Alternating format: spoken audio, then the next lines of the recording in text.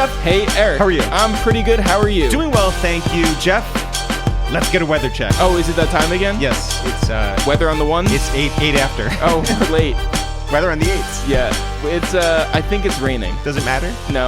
Haven't gone outside. Maybe it's raining, maybe it's not. Not gonna go outside, doesn't matter. How are you? I'm pretty good, gonna be honest. A little bit of a weird weekend. A little bit of a weird weekend. A weird what? A weird weekend. It's a weird. Yeah, it's all that. Yeah, it was a weird weekend. It was Easter Sunday. We had 2 days off, which was like wild. Yes, because we've been working every day since this started. Maybe before this started. But we got so bored, or at least I did, that our brother Dan and I had a battle the way that DJ Premier and RZA had a battle, or... Yeah, Jonte Austin and Neo, or Swiss Beats and Timbaland. Yeah, just like all these big names had battles. Yeah, you battled Dan. I battled Dan. He was using the production of Jazzy Faye. Yeah. And I was countering him with songs by Cool and Dre. Okay, so Dan was playing songs by Jazzy Faye. You were playing songs by Cool and Dre on FaceTime. So nobody could even see. You didn't share it with anybody. No. And who judged it? You. Okay, great. So it was from 6 feet away. It was just the two of you. Yeah. And then me. Mm-hmm. No one else. No, but the internet loved it. I tweeted about it. I know you did. Like, this is crazy. And when you tweeted about it, Jamal Jamo FaceTimed me. Yeah. Because he felt he was missing out. Which he was. And so then I caught him up by moving the phone over. Yeah. How was the battle, Jeff? It was crazy. How was the sound? Yeah, the sound was actually really good. Top notch. Yeah. Okay, so I think you're not asking the real questions, which were what was I wearing? Oh. What were you wearing, Jeff? I was wearing a leather vest and leather gloves because I was dressed for battle. Sunglasses? Black sunglasses. Yeah, sure. Ready for war. You had Cool and Dre. Mm-hmm. Dan had Jazzy Faye. Mm-hmm. I called it for you. Yes. I called it for Cool and Dre. Well, I mean, there was a strategy there, and I feel like you're discounting that. I think that you chose the perfect list of songs. Yeah, thank you. I think you chose the perfect order of the songs. So these are all things that I did right. Yeah. Cool and Dre did probably the least amount of work. But I do want to shout out Dan because he had a very, very good set list and a good order and a good, way to go about things. Yep. He ended with Murphy Lee. But it's hard to beat the 5 songs that you chose on behalf of Cool and Dre. But I want to listen. It's for the culture. I want to salute both of you for what you did, Jeff. Speaking of culture, who's on the podcast today? We have Fabolous. Fabolous, who we've been trying to get on the podcast for a long time. Well, to the point that Fab came up to us at Barclays and was like, "Yo, when am I getting on the podcast?" And we were like, I don't know, man. Yeah. Like, let's make it happen. Yeah. And then we had to make it a 20-minute conversation on the phone. Yeah, during a quarantine. But it's fine. It's great. It's a great conversation. Maybe we'll do it again with him. Yeah. We are There's looking no forward. rules. We are looking forward to sitting down with him for a long podcast.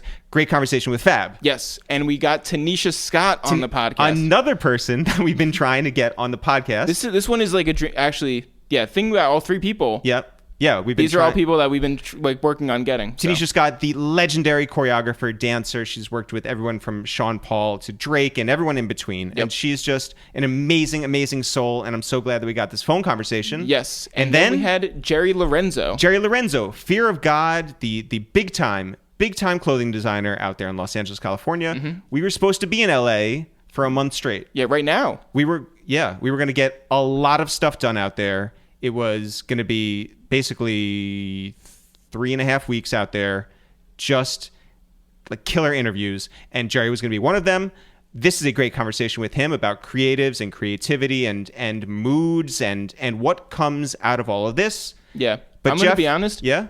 We every episode I'm just like, I really like this one the best. Yeah. I think this one is my favorite. This is a great full spectrum. Yeah. With 3 awesome creatives and us. Yeah. Jeff, let's get on the phone. Wait, before that. Yeah. We should just say, if you want to support us, because we're putting out new episodes every single day, and we're doing this for you for free. Yep.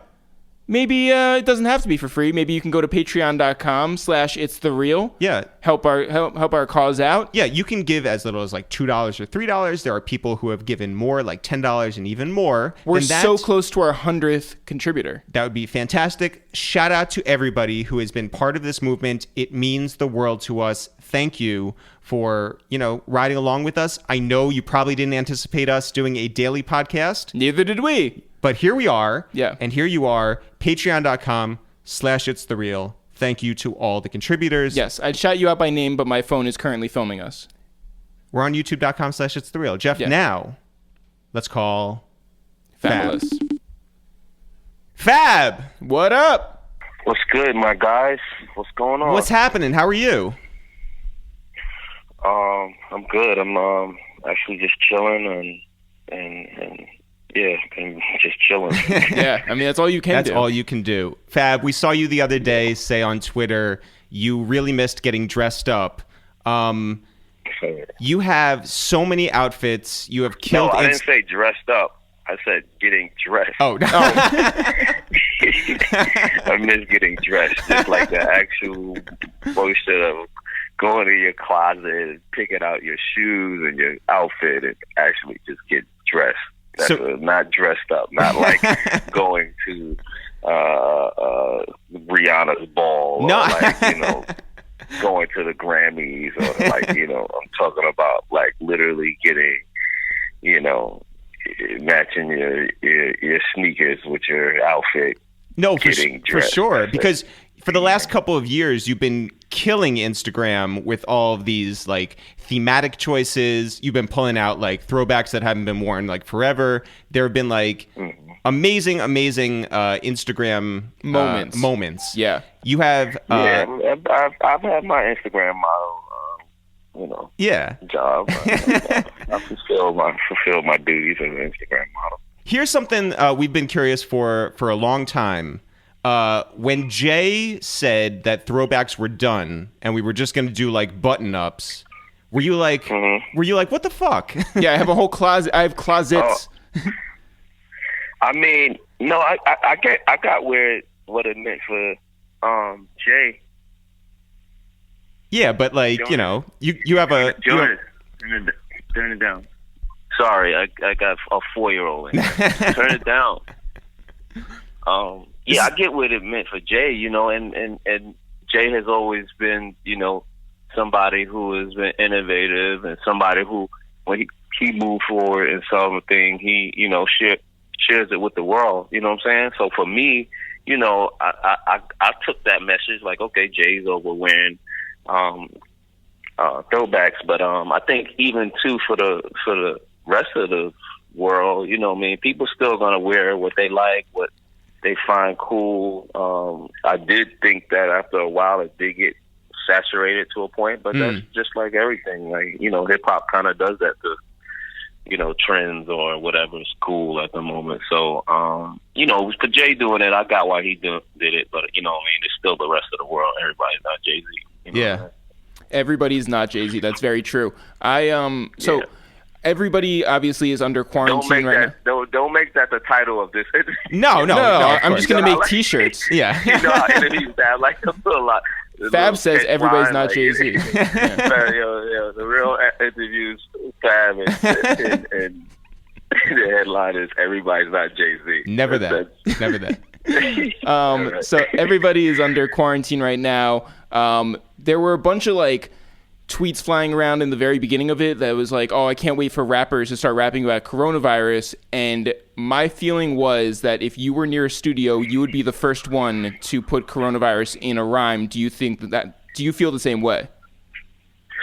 I do feel the same way because I think one thing about rapping and expressing yourself is, speaking on what you're going through and what, is relatable to people. And coronavirus and quarantine is definitely relatable right now. There's certain people who make music in that lane, and then there's certain people who just make, they'll be in quarantine and they'll be making music about going to the club and shit like that. You know what I mean? Where, sometimes people do want to hear that. Some people want to hear what's going on. Some people want to lose their self in music. So I don't think it's wrong or right. I think, like you said, I would have been one of the guys that would have, been able to try to find a creative way or funny way to, put it in a rap and people to enjoy it. You know what I'm saying? So I definitely had my share of social moments or social events and current events that I put in rap. So I know where I get that rap from. I don't put everything as much now. You know what when I really use it more is in like freestyle, because I feel like those are, at the time kind of like current, you speaking in that time. For sure. When you're making songs, sometime it could come out 3-4 months later, and then it's the coronavirus bar next year might not be as relevant. Because then you're like, well, what's a BBM pose? Like it relates just like that. Fab, growing up, you were an excellent artist, not just in the musical sense, but you could really draw. Do you see that in your children now? And what else do you recognize like from you in them? I see my 4-year-old drawing. I see him getting engaged in that. I don't know if I don't have a good memory of when I was 4 years old, so I can't remember if I was really drawing when I was little. But you're gonna make me ask my mom. But I think I see a lot of things that they do, but of course now they have a lot more technology. So the iPads and all of the apps and stuff is stuff that they're swinging through. But my 12-year-old, I got a 4-year-old and a 12-year-old, and my 12-year-old, he's into video games like I was when he was young.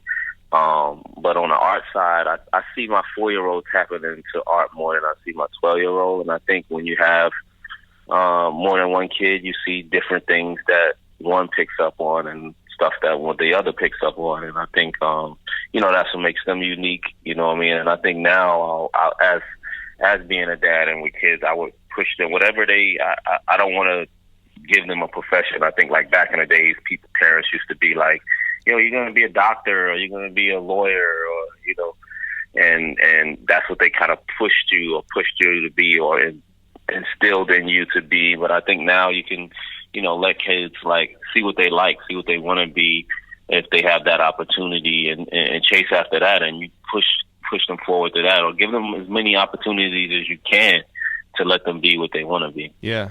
I saw you talking to Elliot the other day on their live stream, and you were talking about how you were starting to learn how to engineer at home for the first time, like ever. So I want to know what's the hardest thing about learning to engineer 20 some odd years into a career? Truthfully, for me, I mean, the technical part was a little tricky because you just got to get comfortable there. But the real comfort issue with me was like having the cadence of, recording yourself, but then still being your cadence of the way you rap, and still, you know what I mean? It's just that combination that's just like throwing me off a little bit. And I just keep practicing at it to get comfortable. I know over time, like anything, you practice it and do it over and over, you get a little better at it. Is there any chance that you'll get your 12-year-old or your 4-year-old maybe to engineer for you? Yeah, press the space bar. Yeah. Definitely not the 4-year-old. Definitely not the 4-year-old. I would love, even after I learn it and get it, I'm not even skilled enough to teach somebody. It would be like a blind leading the blind a little bit. So I would wait till I get it down packed a little bit more, and then try to get like my 12-year-old. I don't think it's that hard for him, and plus he catches on the technology really fast. So like, you know what I mean? If you show him the ropes, I believe he could catch on to it. Fab, you know how close we are with the Locks. We've been up to D Block Studios, the old D Block Studios that they just closed down like a couple months ago. So many times, and oh wow, I didn't even know they closed that one down. Yeah, they're moving to a new place. And our favorite thing about it is how like unassuming it is. Yeah, it's like this like warehouse amongst warehouses, and you have to walk up 3 flights, and it's next to all these like woodworking shops. Did they have a fire there? No, not that we knew. They had a ghost, but okay. And so we always found it so funny, and so we would ask them. We were like, "Yo, what do like, rappers who come up here to collaborate think? And they said like, Ross would show up fine, you would show up fine. There have been people who like thought it was the wrong place, like walked up and were like, no, they're playing a joke on me, something. What was your experience when you first went over there? Well, I first went there when we were working on the Freddie versus Jason project, and I was just like, well, Kiss is taking this little Jason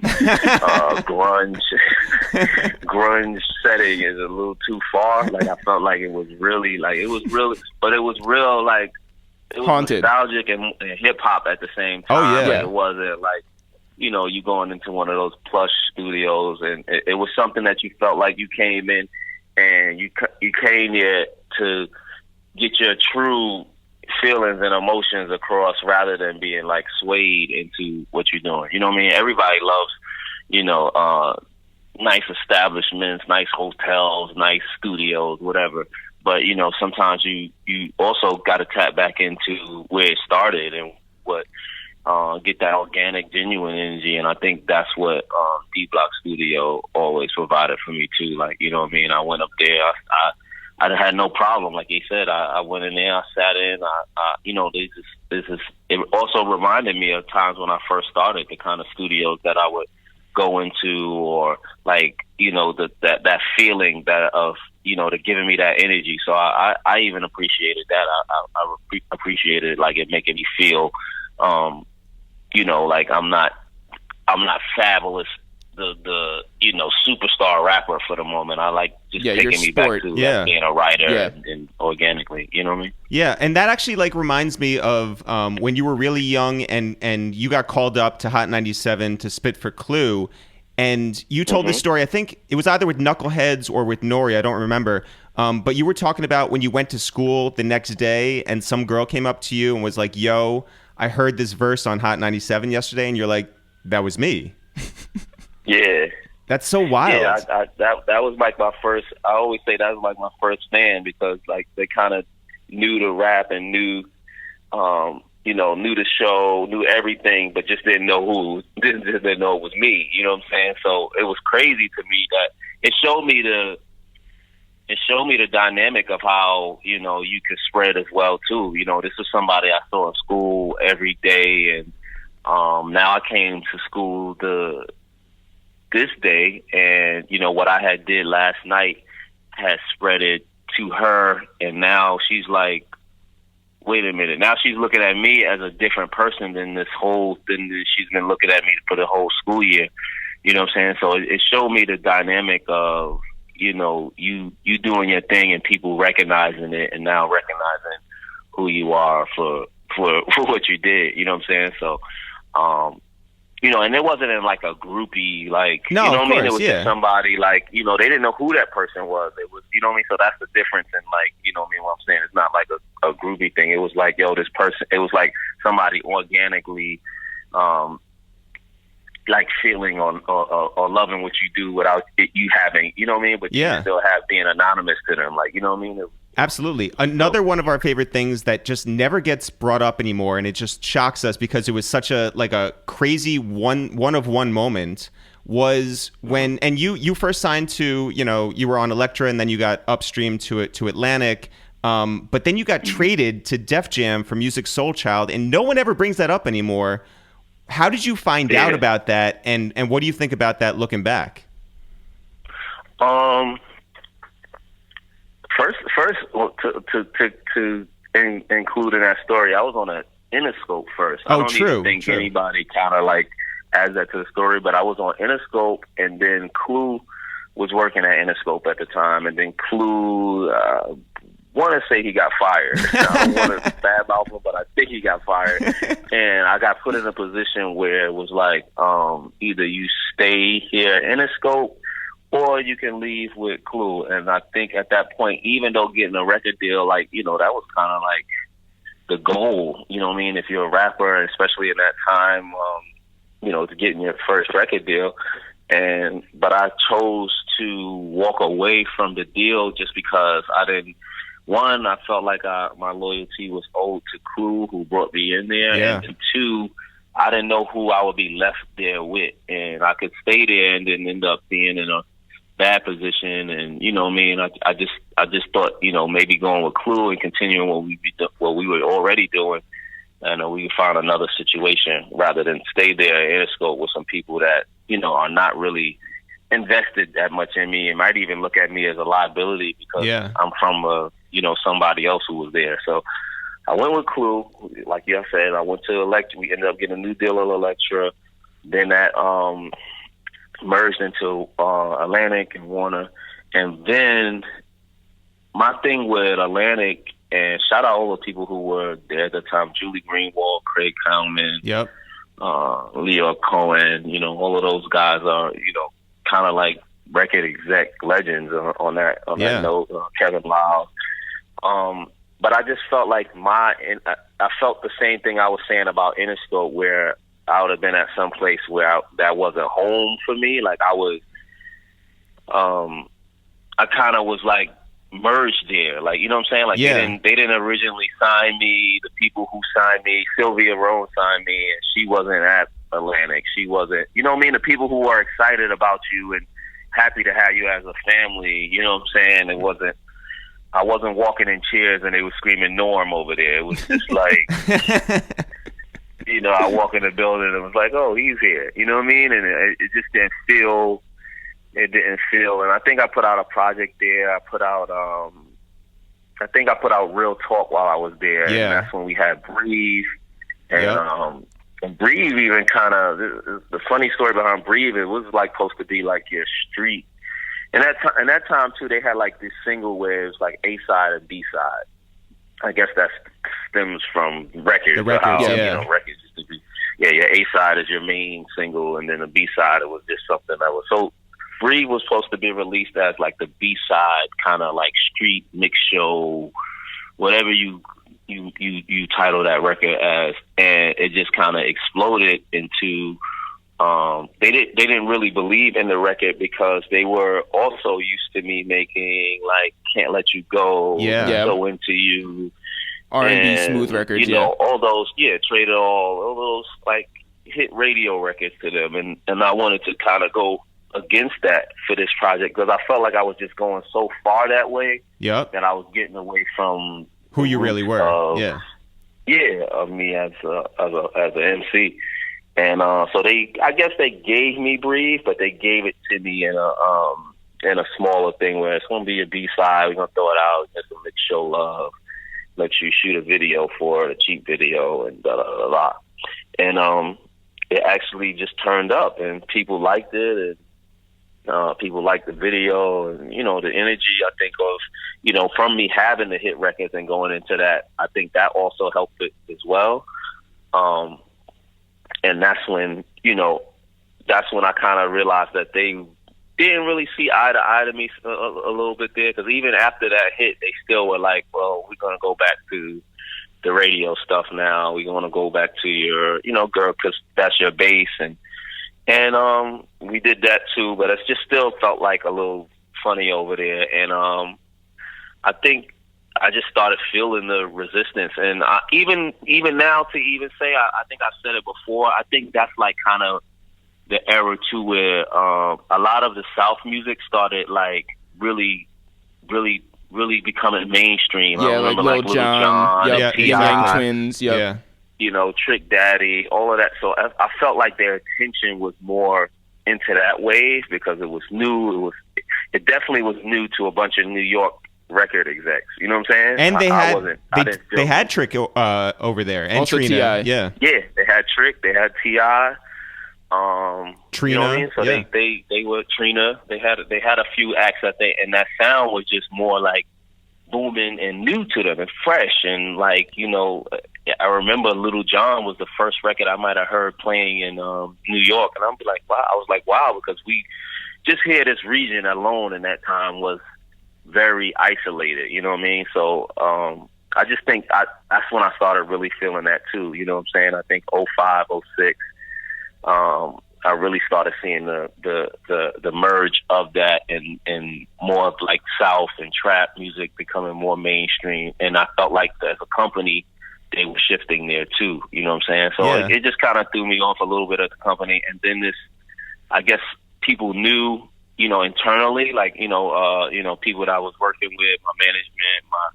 my Desert Storm team of Cool and them, and I think Jay-Z ended up being at Def Jam. Yeah. Okay. They started being at and I think that's where the idea came from. And I think Musiq was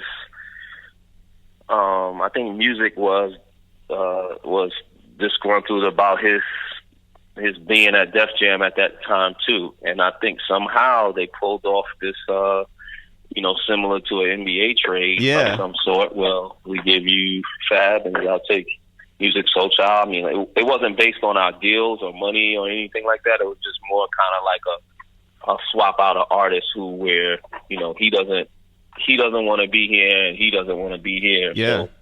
So, maybe we could give them new situations. And I just wish there was like situation was cool for me because of L.A. Reid and Jay-Z. Yeah. Was people that I went in and sat in and talked to. Jay-Z I kind of knew from outside of that, and it just worked from there. It's like you said, it's kind of under the table now, but it's at that time it definitely was something that I had never heard of, and I still haven't really heard too many like situations like that. Yeah, I just wish there was like an Adrian Wojnarowski there to sort of like drop a bomb and announce it, or even like a Raymond Felton like game like just like thrown in. Yeah. One last question before we let you go, Fab, which is that our friend Lenny S. For your birthday last year or 2 years ago, you guys were traveling, and I think you were in Dubai. Yeah, every day for about like a week or maybe a week and a half. Not just for your birthday. It wasn't a week. It was like 3 days. It was like 3 days. Like, can you imagine getting like 15 cakes in 3 days? Like, it might have been 2 days. No, it probably was 3 days. Yo, they kept celebrating your birthday. Everywhere I was going. Like, I was walking in like Dolce & Gabbana, and it was like, happy birthday. I was like, nah. The best was... It definitely was a fun moment, and that was like a cool... You know what I mean? At the first 1 or 2 or 3, I was just like, it was cool. And then by the time we got to like 6, 7, I was like, oh, nah, this is getting kind of crazy. I'm like, they like, you want a slice? I'm like, no, I don't want a slice. I ate 7 slices of cake today. I don't want a slice. You know what I mean? I felt bad telling them like, we're not eating that. But you know what I mean? It gets crazy. We were like, it was by 10, 11, I'm like, this is nuts now. Like, you know what I mean? And then you go into like different establishments, so they're having like different cakes. You go to the Jamaican spot, they got a rum cake for you. You go to the Spanish spot, they got like tres leche. Like, you know what I mean? It was out of control, but it was my birthday, man, and it was a lot of love. And, that was great. Dubai showed me a lot of love for my birthday.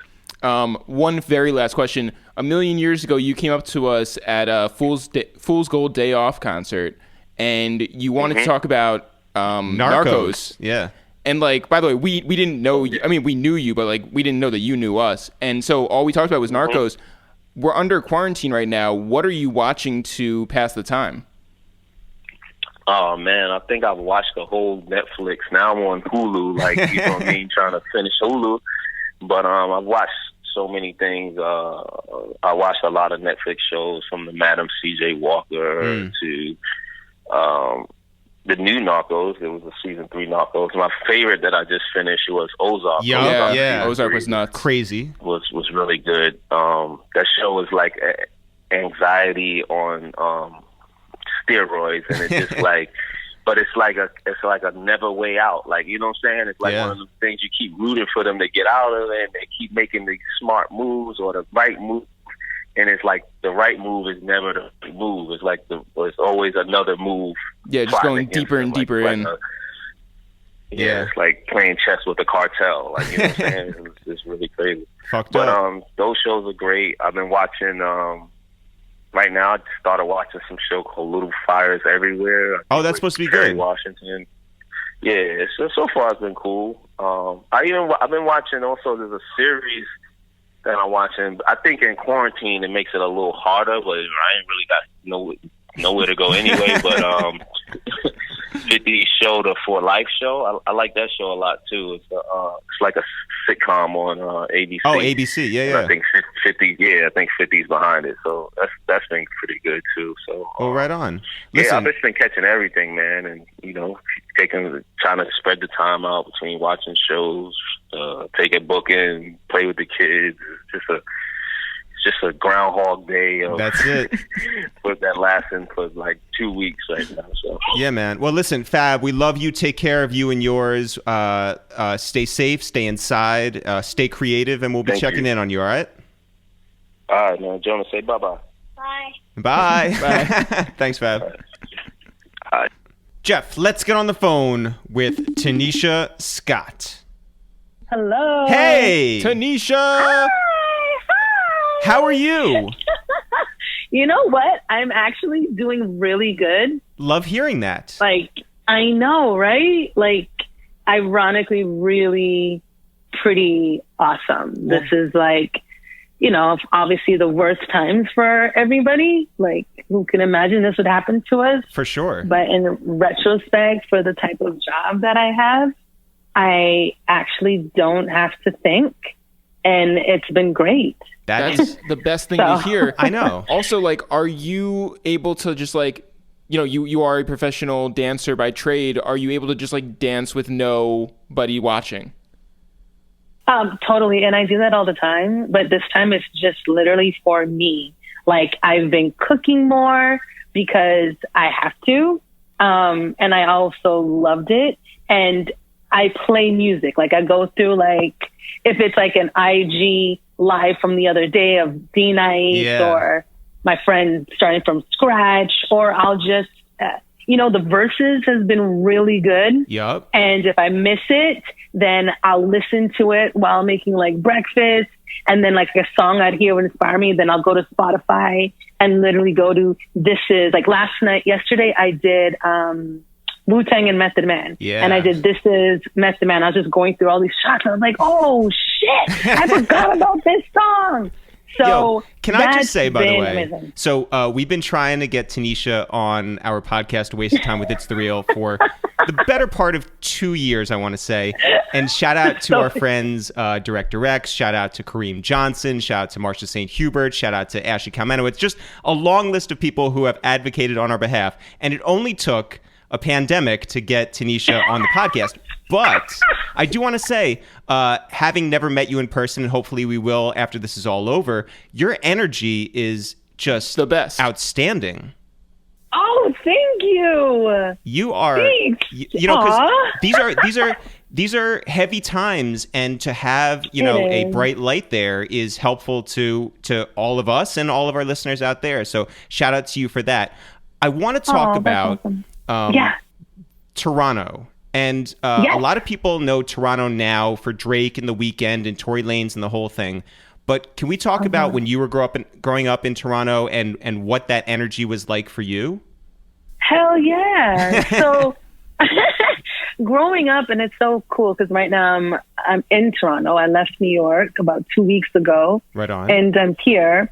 And it's like I'm reconnecting with home in a way. And I'm for me, when I was growing up, Toronto was literally like, it's a mecca of just information and knowledge about cultures, period. Mm-hmm. My best friend's Italian. My other best friend is Greek. And my other best friend is from the Philippines.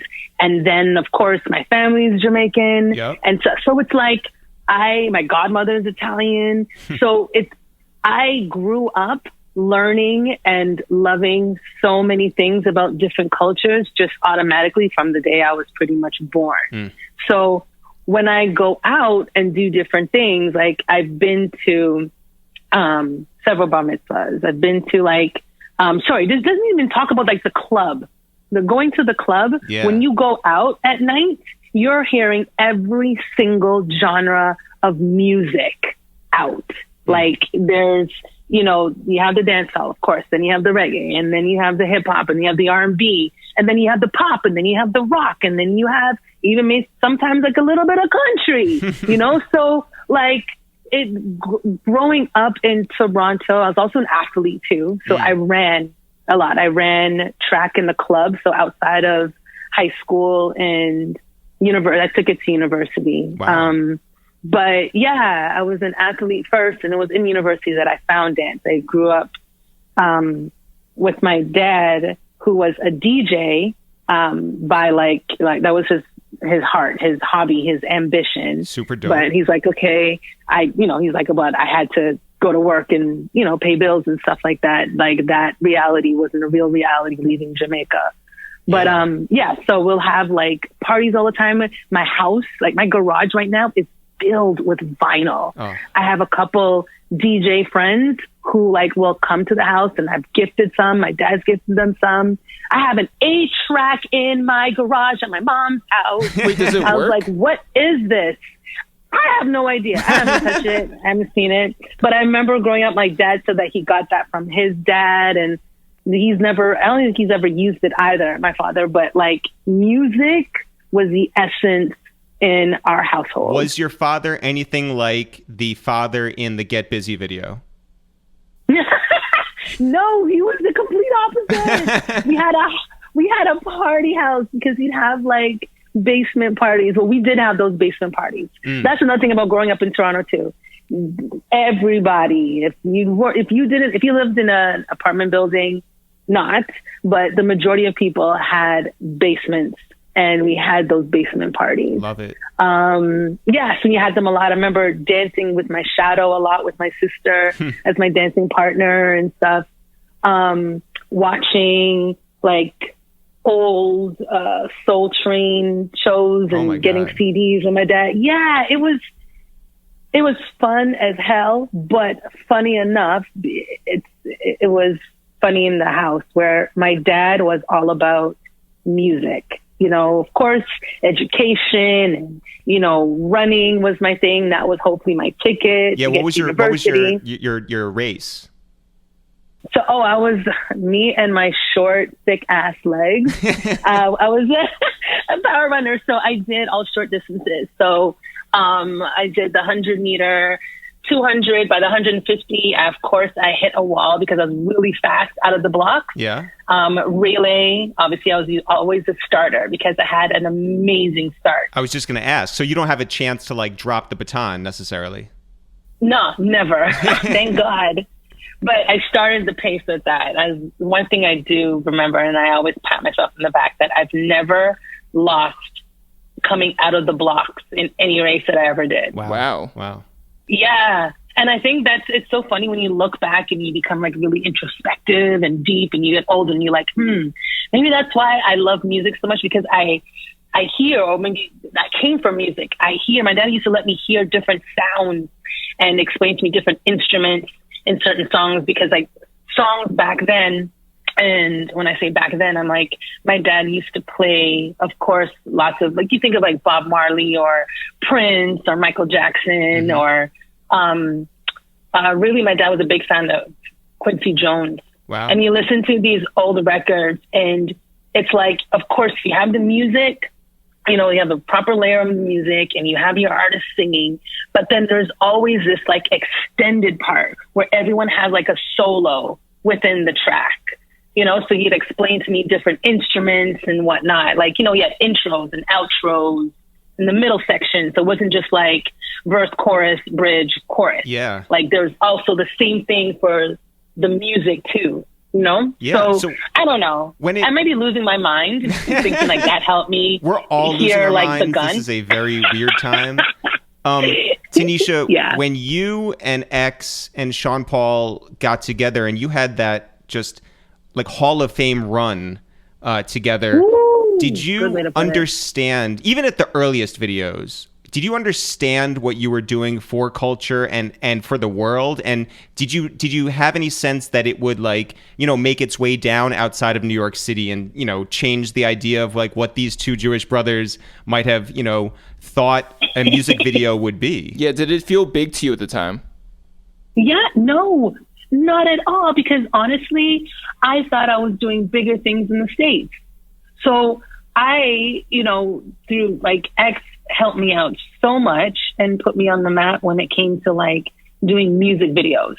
So he's like, listen, I'm here in New York, and he's working with Hype Williams. And then when he started doing music videos out there through Taj, and I was just like, okay, well, Taj is the one who introduced me to X first. Mm-hmm. And then through that connection, I started flying out to the States and I did like, I'll be that for X and just being like a girl in the video. Yeah. So like the video girl, but not the one that everyone is like panting over and whatnot. I wasn't the girl beside the artist, but I was always the girl in the shot that needed some energy with dancing. Yep. So I was the dancing girl in that.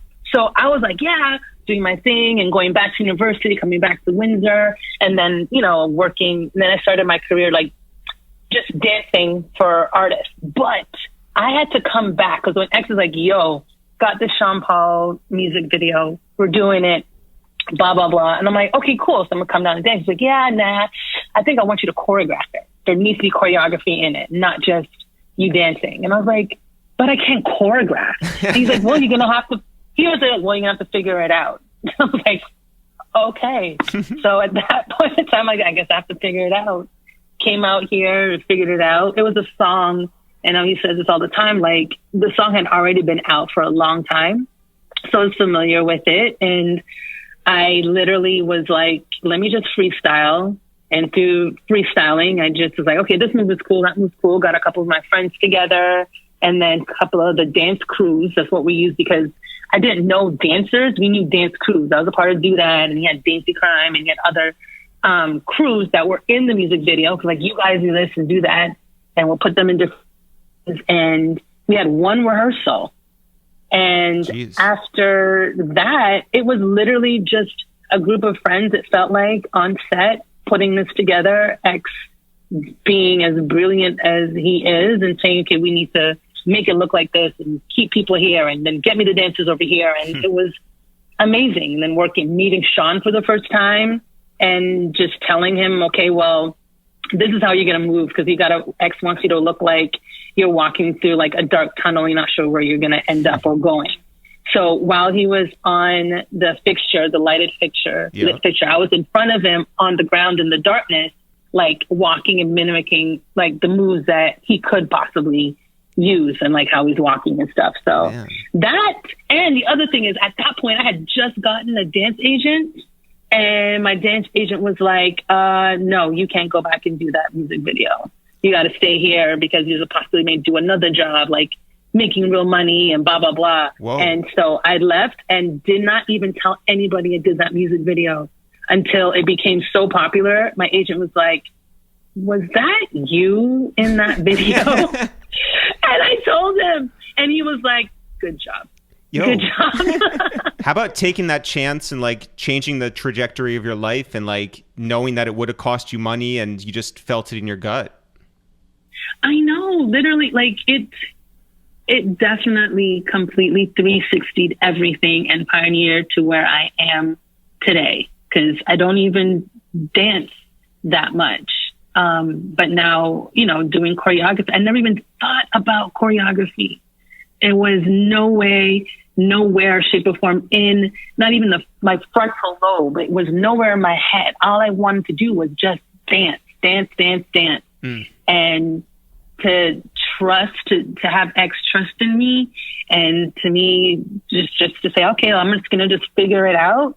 And obviously it's Sean Paul.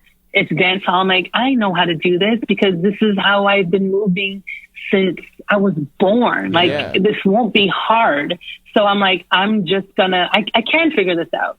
I was scared shitless, but, once I was in the rehearsal studio, I'm like, oh man, y'all, let's just do this. Let's just do that, blah, blah, blah, and feel this way. And it just started to come out and it started feeling familiar.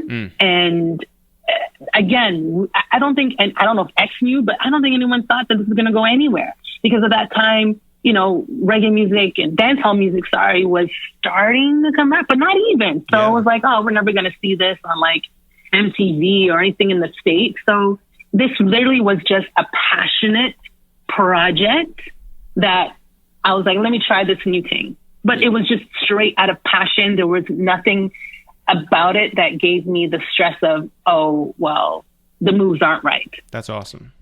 Well, but moving forward though, so, you know, you're talking about how your business has been great.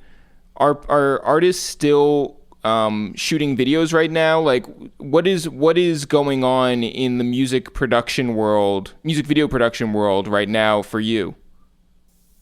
I've gotten, it's definitely shut down. Like, I can tell you, my next job literally is in October, and that is Coachella. Wow. That if it happens. Yeah. Yeah. But what I've been getting a lot is I've been talking to some of my artists just about, we're brainstorming down with what can we do when we come back. Now I'm having my one-on-one conversations with them about like, okay, well, this could be cool and that could be cool. And it's really just sitting down and having a time to breathe and map things out. But then there's also the aspect of, okay, how do we make a music video? We want to promote the song. How do we promote it? But then at the same time, not seem like we're not sensitive to what's happening right now, you know, because they still want to keep things going. So it's interesting. Everyone is, I won't say there's a complete halt, but there is like an 80%, like our arms and our legs are tied behind our back. How do we physically make these things happen? We're not sure. Yeah. I mean, you could do the worm. Everyone's brain is going. Yeah. Yes, if your arms and legs are tied behind your back, you can do the worm. Right. My feeling is, I mean, so we just watched SNL do a Zoom basically version, an SNL at home for this weekend. And I think that the industry, TV and music videos will adapt, but it's going to take some very weird forms to get there. Yes. You know, whether, you know, have you been using Zoom to keep in touch with people? And like, is that a source of inspiration for things moving forward? Absolutely. It has been. And yes, I have been using Zoom.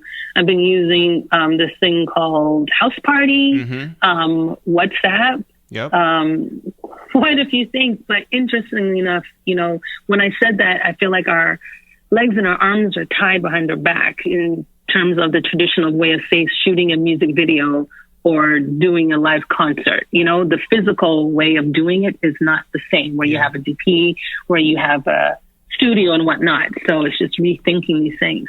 Yeah. Now, I'm actually working just as a passion project. It's myself, Karina Evans, and my creative producer partner, Natalie. I want to do something with the dance.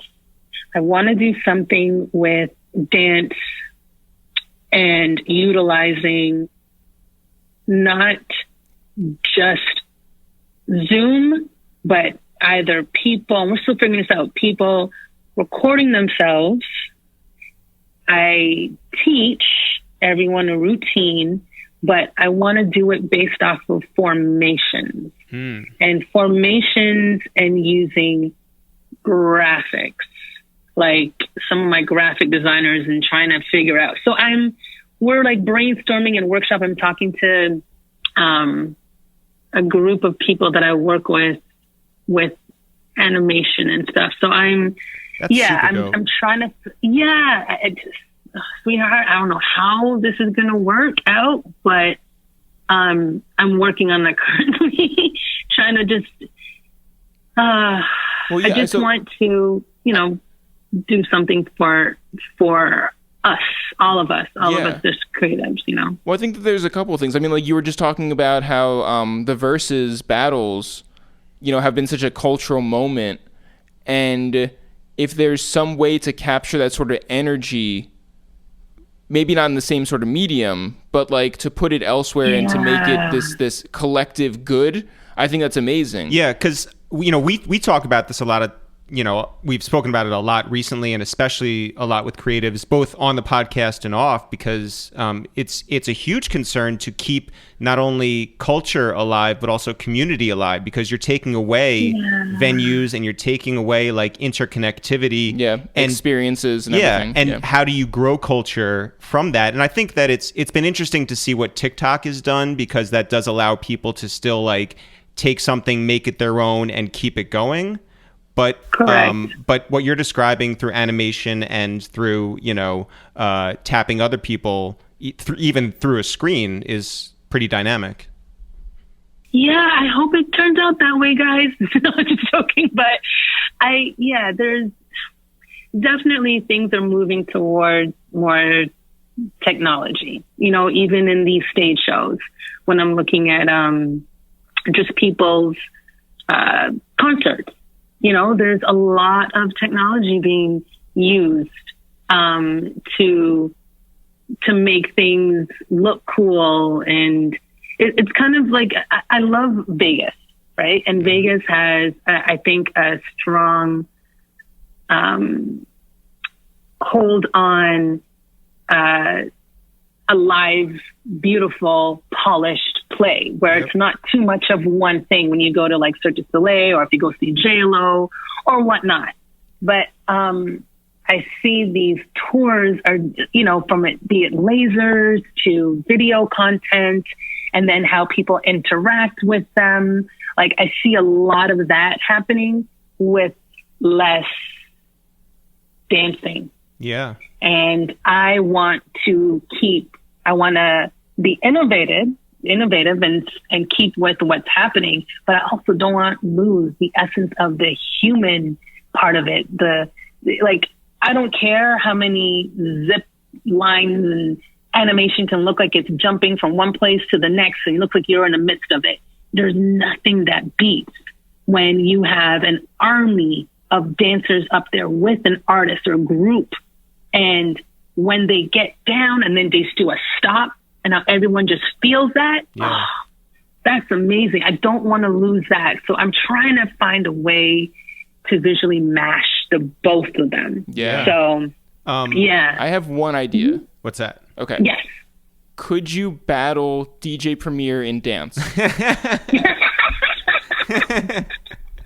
I thought about that too. I was like, how do choreographers and dancers, of course they battle all the time, but I'm like, what's a cool way for that to happen? And then I thought about, okay, even like music video directors, like, do we do Benny Boom versus Lil X, and they just show like their top music videos, or I'm like, I don't know. Yeah, thinking different things. I'm saying it can happen, but we vote yes.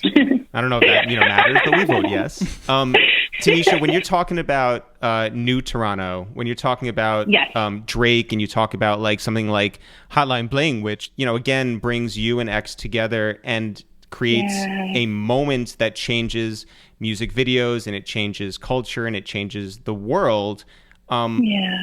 That was done with such a different technique, and it's done at a different time. What was your response when the video was filmed? And then what was your response when it went out to the world and became these smaller moments and memes that took on a whole new meaning? Well, shooting the video is just being on set and seeing the set in itself was like larger than life. Seeing the motion of the colors blending and bleeding through each other was so beautiful.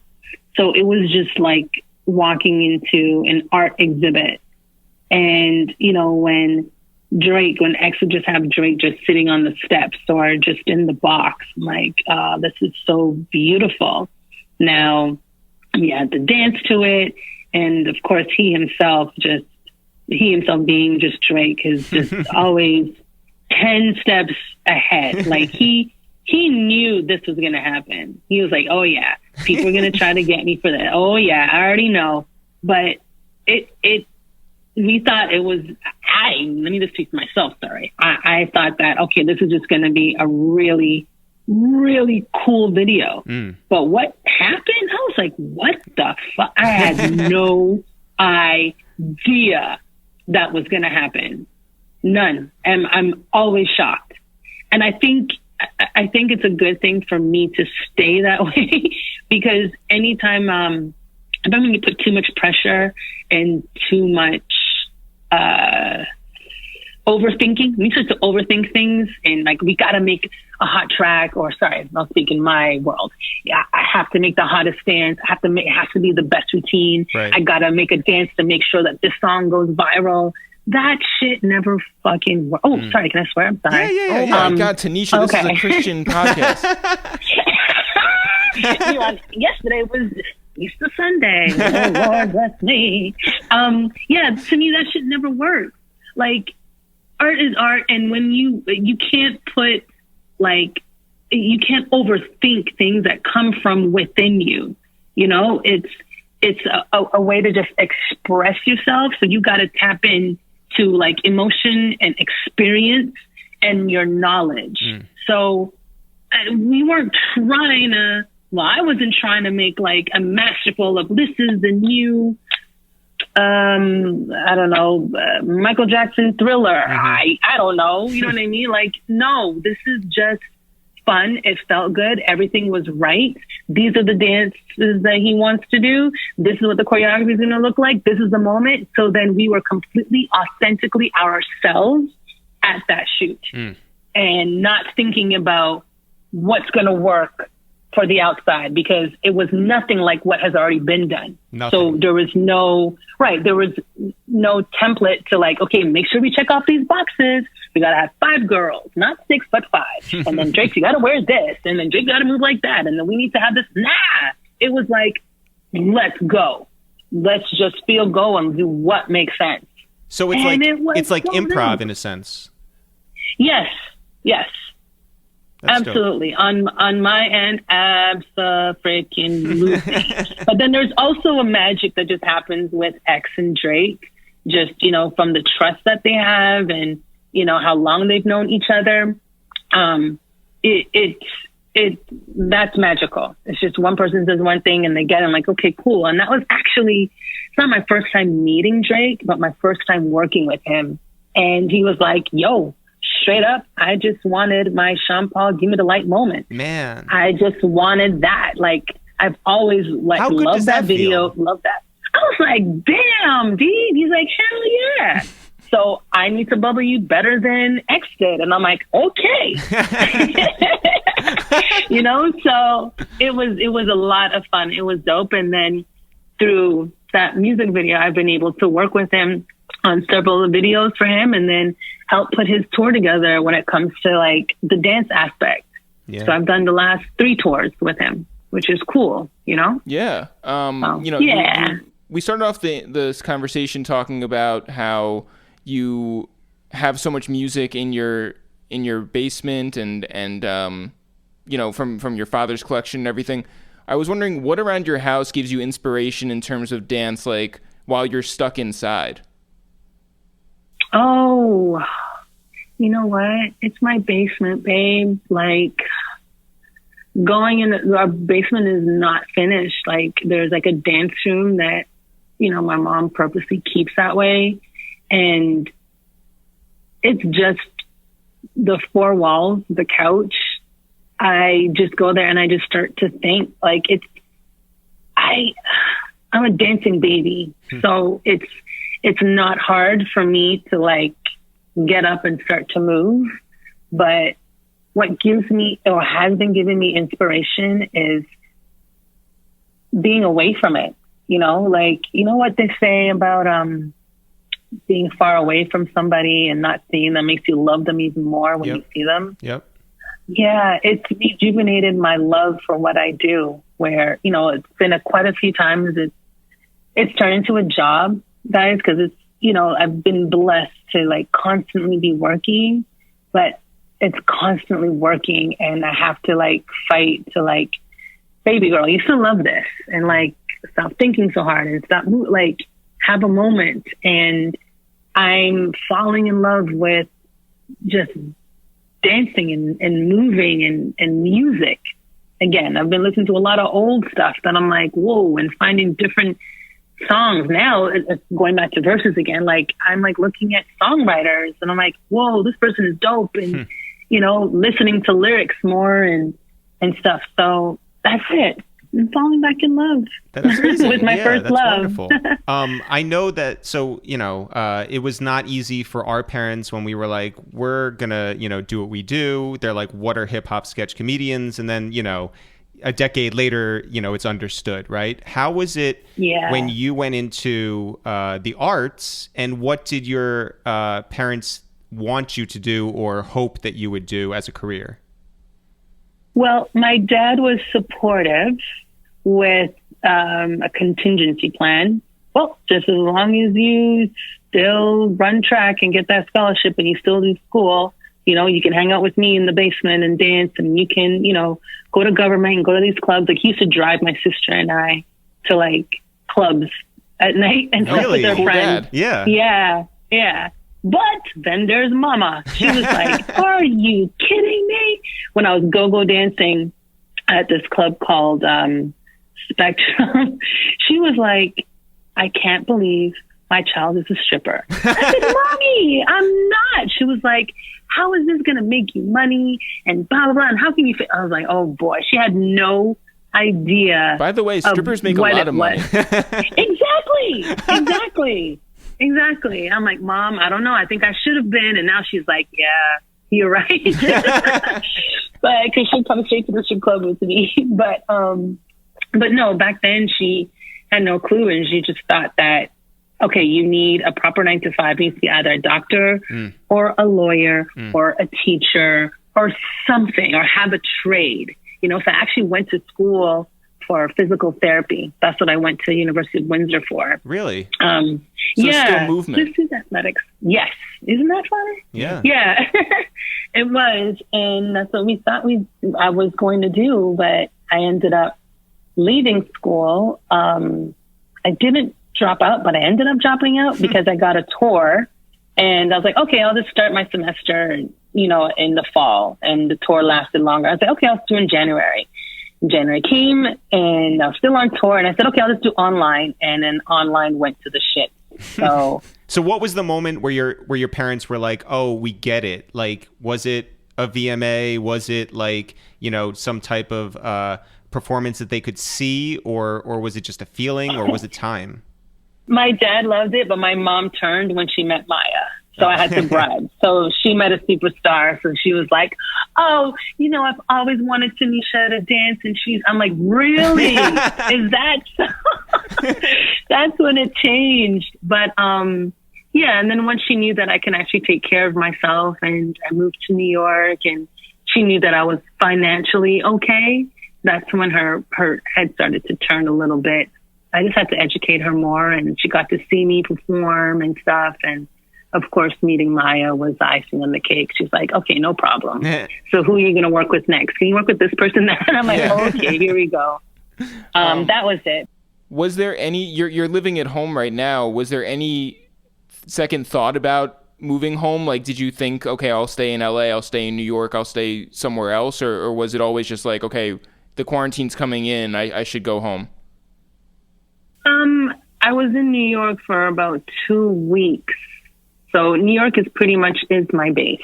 That's, I would call New York my home away from home. And then, of course, originally from Toronto, I stay here with my mom. But after the 2 weeks, I realized when it started getting really bad in New York, I said, okay, let me come home.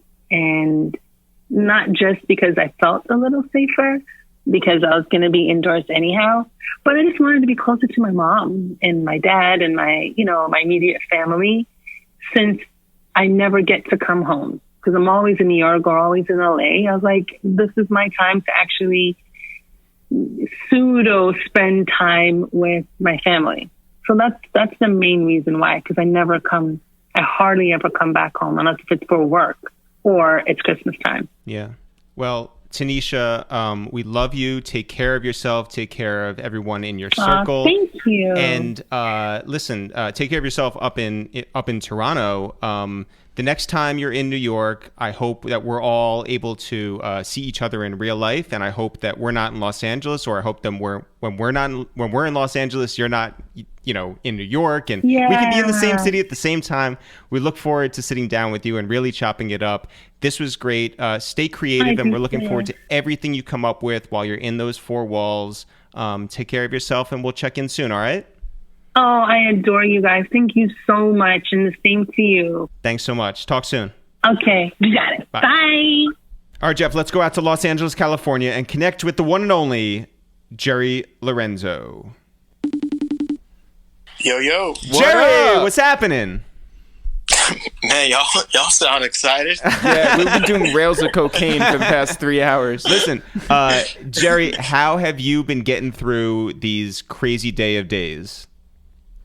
Oh, man, I've been spending a lot of time with my kids. I feel like we've spent a little too much time on the couch between watching Trolls back to back and NBA 2K. But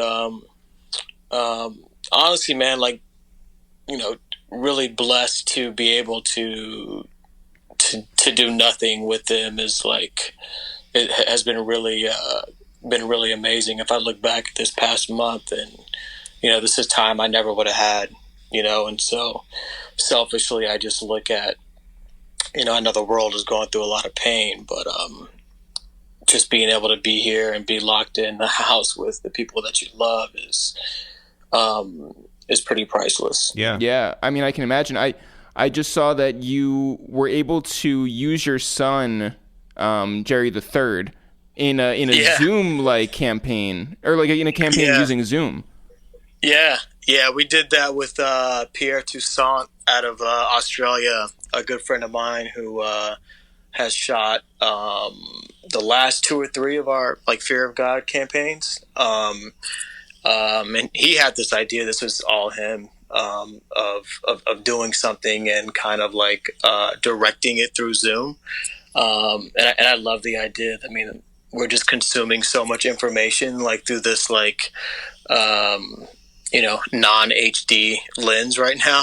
Yeah. And so I thought it would be dope to kind of do this grainy shoot through the lens of kind of how we've been receiving information on the day-to-day lately. So came out pretty cool. Yeah. Okay, so we've talked about Jerry the Third. I want to talk about Jerry the First, your father, because we grew up in a Mets household, and love it. Lifelong Mets fans. You didn't grow up a Mets fan because your father wasn't with the franchise until he managed, or was a coach in the managed. But when he became the manager of the Mets, does that mean that you then became a Mets fan as well?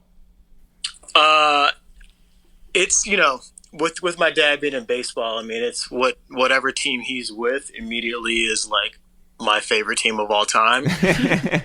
However, the 86 Mets are my favorite baseball team of all time. Yeah. And he was even with the Expos back then, but I just remember the rock stars, man, baseball just hasn't seen anything like that, since then. But no, it was great when he got the chance to go to New York and coach and manage with the Mets, because that's just, as a kid, I've just always had a special place in my heart for the Mets, and so I still love the Mets to this day. So that's dope. So when we talk about Chicago, when we talk about New York, when we talk about LA, where is your heart really? My heart now is in Los Angeles. I've been here since 2003. I came here to finish grad school, and just ended up staying, working retail and hustling. And but I've been here, for the past 17 years or so, 17, 18 years. So. Yeah. And given that, and given these unprecedented times, how do you find your city of Los Angeles to be right now if you get in a car and you drive? What's it like out there? It's scary. I don't want to use the word scary, man. I hate all this fear that's happening, but it's just so strange, man. It's strange. I mean, it's not like New York, where you're so used to seeing this pedestrian like lifestyle. In LA we all live in our cars, but even like the roads, and like you never see a LA freeway empty. Yeah. It's just very, very strange times, man. Very, very strange is like the only word, and I apologize for my lack of vocabulary, but that's like the only word that comes to mind right now. For sure. I think that like what I've been finding is just like there's a sadness in walking around and in like the situation that we've gotten to this point. It's just like I can't believe that I have such a fear of being close to people in the grocery store. I can't believe that you need to have a mask on when you go to the grocery store. Like it's a very like apocalyptic sort of time that we're living in. Yeah. Yeah, super, man. And I just feel like, and I kind of talked about this on, and I'm probably talking too much. And I was like, do I want to do this right now? Because I still feel like I'm trying to get what it is that God is like trying to give me through this like tough time, to like what am I supposed to learn that I can give back to the world? Mm-hmm. And I'm in this weird state where we're all trying to figure that out, but we're also trying to encourage one another. But I just feel like we got to like feed ourselves, as much faith as we're feeding ourselves fear. I think No, I think that just like even connecting with people over the phone, over FaceTime has been a very human thing, because we're all sort of separated. We live in these four walls. We don't see people on a regular basis, but just to connect, to even like speak out loud to other people has been very rewarding for us, to sort of like reach outside these windows, and hopefully you found that as well. Yeah, and hopefully, like we text less going in the future, and we pick up the phone and we hear voices, or we FaceTime and see faces, and like, we had moved to this place of like texting, and like this human interaction had like not been what it should have been in living in the year like 2020. Human interaction was going down. Yeah. If you think about it, the way that we talk and the way that we interact with one another, and hopefully it comes back. I think the appreciation of being able to see faces and to communicate and hear voices that we're all like thirsting for in this moment. Yeah. And I feel like we had moved to this like technical or digital space where everything was kind of cold and flat and without context. And now I just feel like now we're all like really thirsting for this like human interaction that we really been missing for a long time. Yeah. Yeah. I mean, are you somebody who can work right now, or are you just like taking a complete step back and just like concentrating on family and Zoom calls with your kids, and their schooling and stuff? Like where's your headspace right now? I think the first week was like, was tough. And then the second week was like, all right, I'm finding a rhythm with work. And then the third week hit, and I was like, oh man, I have to get used to this, because this might be the new reality. And so I wish I could give you an answer, but it's like evolving every day. Yeah. And so I'm trying to get as much work as I can do, at home. I've got all my samples, and I've got all my mood boards, and my collection in front of me, on printouts, but, our factories are stopped right now across the world, and it's not like I can get a sample done or anything like that. So, or we can't produce anything and sell it. So, a lot of it's at a standstill, but, crisis is, the birthplace of Yeah. creativity. Yeah. It's just this paradox of innovation that we're in right now that I'm hoping catapults us selfishly as a brand to like another level. Well, then that begs the question. I mean, seemingly you take months and months and months to plan things, so that like if you have a release that's coming out now, it's been done way, way long ago. Mm-hmm. Where is your head now in terms of creativity, and does your mood board reflect where you're at now, or is that also from 6 months ago? Great question. I think whatever we had in the books, or whatever we had that was done, if it hasn't hit the world, it has to be reconsidered. I think it's selfish to present ideas based on a world that we were living in a month ago. And I think we have to consider the atmosphere and consider the environment, and consider people, and now what you present to them at such a higher level. And not to say that we weren't considering our demographic before, but we were considering them based on different times. For sure. And I think as a creative, your responsibility as a creative is to speak to the times. And we've got to do that through the way we communicate with the collection, through the amount of pieces that we put out and what those pieces look like and what those pieces say. Are those pieces impressing or inspiring? Make sure they're doing the latter. Make sure we're inspiring. This isn't an atmosphere to be boastful or impressive. Yeah. So really just taking a step back, man. And, there's obviously some things that we've had, like you mentioned, the triple black sneaker that's been in the works, and that obviously is going through a much larger machine through Nike, and it has a release date and has to hit. But there's other things that we're doing internally that we have the ability to press pause on and reconsider them and make some hard decisions on whether or not they see the light of day.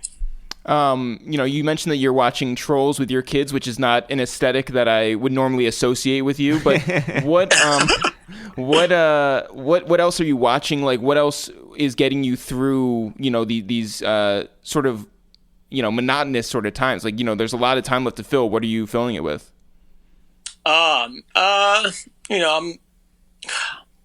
not the coolest guy to be speaking about this kind of pop culture stuff, but I'm feeding myself with as much spiritual messages as I can from pastors and preachers that I look up to in the mornings, and then I'm here with my family, and so selfishly I can't really go in my room and watch that vintage late 80s or early 90s movie that I want to, because I've got my kids in the other room, and it's I need to be spending time with them. And so I am not that Trolls is not tasteful, but yeah, it's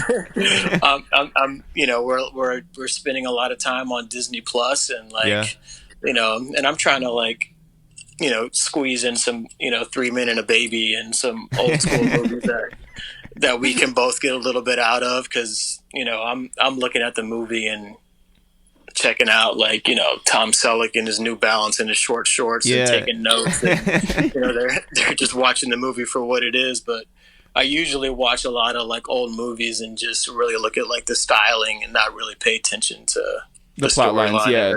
Listen, I would suggest you watch the 1986 A Year to Remember VHS. That's what I would pick up, Yeah, get some hot foot. Yeah.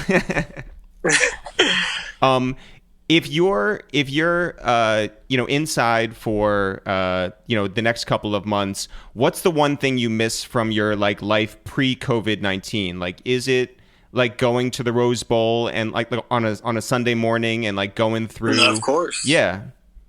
I mean, it's all that, man. I miss seeing the people that I work with on a day to day, and I think we miss what we work so hard to make our normal. We work so hard to get to a place to get the brand where it is, and my home life where it is, to create what we feel is normal in the life that we want to live. And so now that all that is shaken, you don't want to go back to that, and you want to get the lessons from this and then apply it to this new world that we're all about to face. I hate to go back to doing everything that I used to love doing and not learn the lesson of this time and made whatever changes that I need to make. And so for sure. And how do your kids then take lessons from this and grow in a time that's really brand new to them as well? Man, that's a great question. And you know what? I don't know that. I think they're just enjoying this long summer vacation, that the spring break that went from 1 week to a month. And so I'm hoping we're kind of growing closer as a family. They definitely miss their friends. They definitely miss going to school. I'm hoping they just have a greater appreciation all around for life and humanity, and that's all I can really hope for as a dad. Yeah, we've had a lot of people in our pre-COVID-19 world too. Our podcast was based around like a guest sitting down with us in our apartment and having these like hour and a half conversations. I know we were talking to you about doing one when we went to Los Angeles, but we've had so many people come over here, Jadakiss and Jim Jones in particular, who when they heard that you were potentially going to be on the podcast were so excited about that. What do you get from musicians, especially now, and their music when you think of your creativity? My daughter just came in here like that one meme at the in the back. Yeah. Can you run that back? Absolutely. We've had a lot of musicians come over here, Jim Jones and Jadakiss in particular, who are humongous fans of yours, and we're like, yo, whenever Jerry comes down to sit down with you guys for the podcast, I want to be there. What do artists like Jimmy and Jadakiss and others like bring to your life, just like you bring something to theirs? Oh man, it's just like that hustle spirit. I think, when I was listening to them, I was just a college kid, or, you know what I mean? I was trying to, work in retail or trying to figure out what my hustle was going to be. And, those guys really just inspired me from afar, and so now that Jim came by the studio last year and picked up some sneakers, and me and my brother were just like, kids again. Like Jim Jones is here. Oh my God. You know what I mean? And we're trying to talk about old stuff. He's trying to talk about stuff that's happening right now.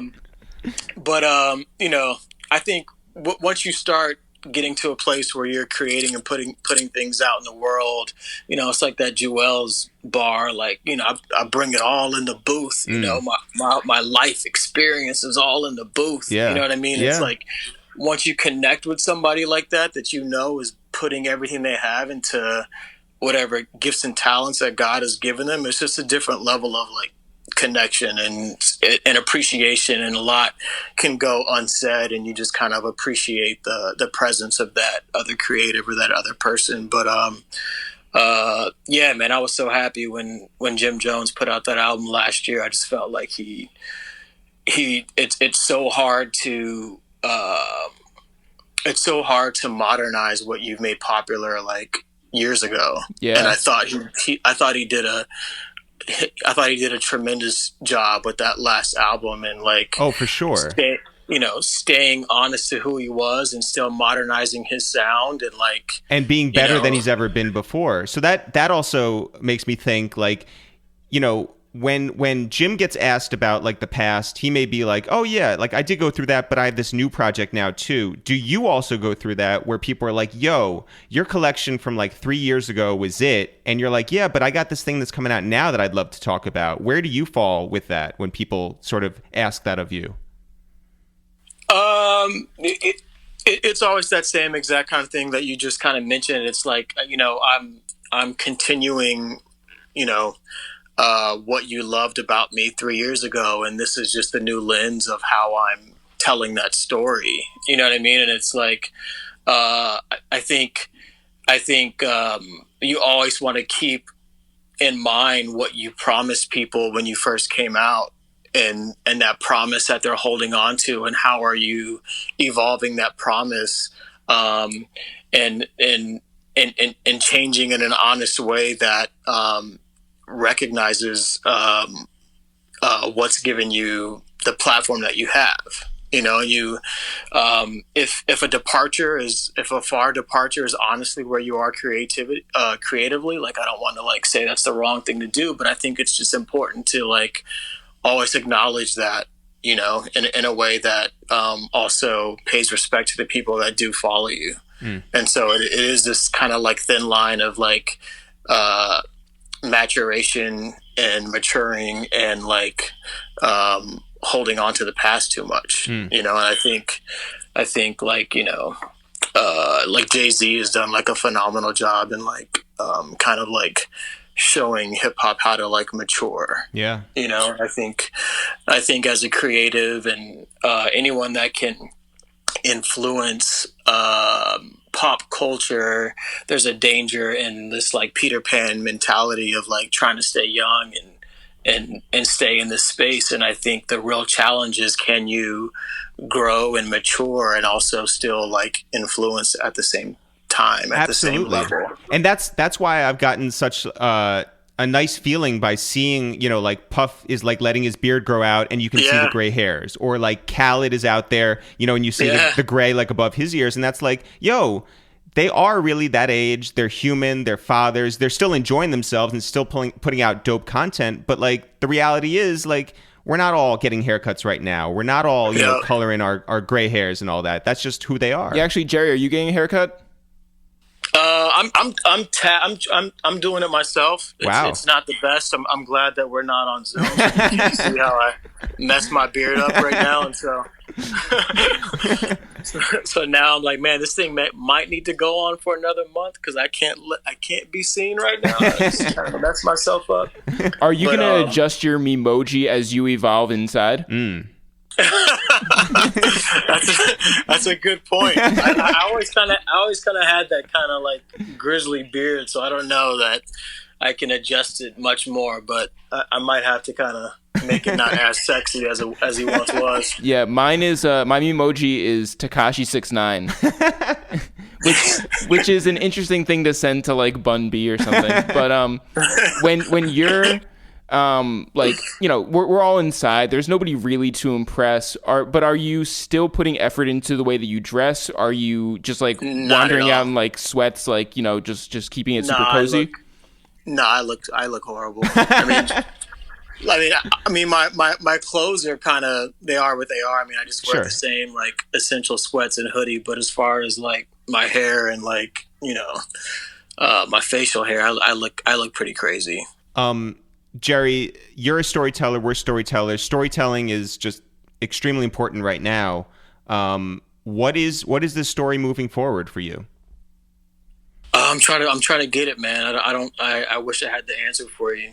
You know, I'm trying to find it. I'm trying to find it in this moment of crisis. You know, in this moment of crisis where creativity is supposed to be at its highest. Sometimes I'm feeling at my lowest, and I'm like, isn't that crazy, by the way? Yeah, but I feel like that's like the honest answer. It's like, you know, everybody's sort of cycling between this thing of, I feel like I have a handle on what's happening, and then 2 minutes later being like, oh no, everything's falling apart. Or like there's some expectation, like, okay, now I'm at home, I'm only focused on what I have to do, and people are like, but I don't have that feeling in me right now. Yeah, it's tough. It's tough, man. And I think the reality is kind of like circling back to what we talked about before, is like just the importance of like human connection and like interacting with other people, and you know, social distancing, but just social connection, where so much of what we say back to the world is informed by how we're interacting with one another. You know what I mean? It's like how would you put out like a hip hop song right now with no one to go to the club and dance to it? Yeah. You know, like if I don't have the context to create the memory to what's being created, it's, you know what I mean? Like how is it being lived in and consumed is like, you know, so yeah, man, it's just, it's tough, man. It's tough because it's like, you know, you're supposed to be in this time coming out of here with answers and finding the answers, and sometimes, man, it's just like the heaviness of our times is just blinds the creativity, man. So well, a couple of things. One, I do love that about 10 minutes ago Jerry was like, oh, my vocabulary is so trash, and then, you know, now you're talking about like Peter Pan theory and everything else that you've said, and you sounded so smart. Yeah. And the other thing is, I was wondering, since we're at the end of the interview and since I'm not going to watch the movie, if you could just spoil the Trolls movie for me.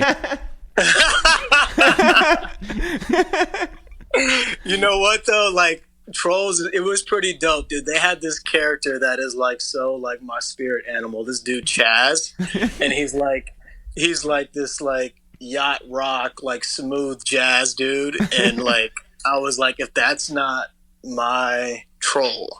And so anyhow, yeah. So that's like, you got to watch it just to see that dude and like listen to him play is amazing.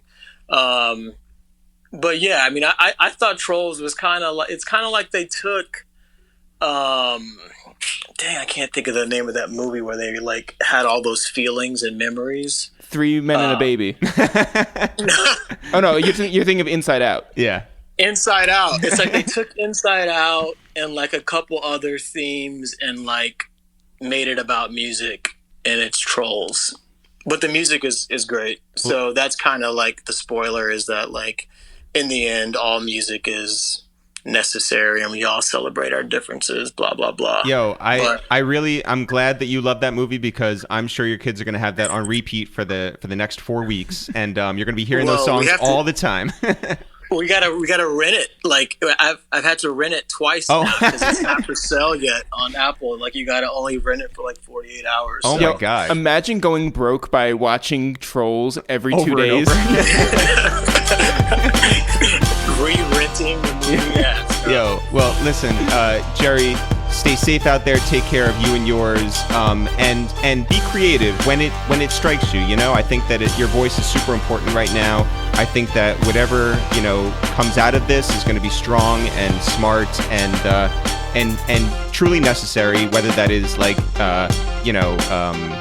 inspired by Trolls, if it's inspired by the 1986 Mets, or if it's just essential. Yeah, that's exactly right. Well, shout out to you, Jerry. Hopefully, when this is all said and done, we'll make it out to LA and sit down for that long-awaited interview. And until then, just be well. All right. No doubt. Appreciate your time, guys. Thank you so much. All right, take care. Bless. Peace. Shout out to Jerry Lorenzo. Shout out to Tanisha Scott, and shout out to Fabolous. Jeff, are we back tomorrow? We are back every day forever. As always, guys, not for real, for real. Sure. We'll see you guys tomorrow.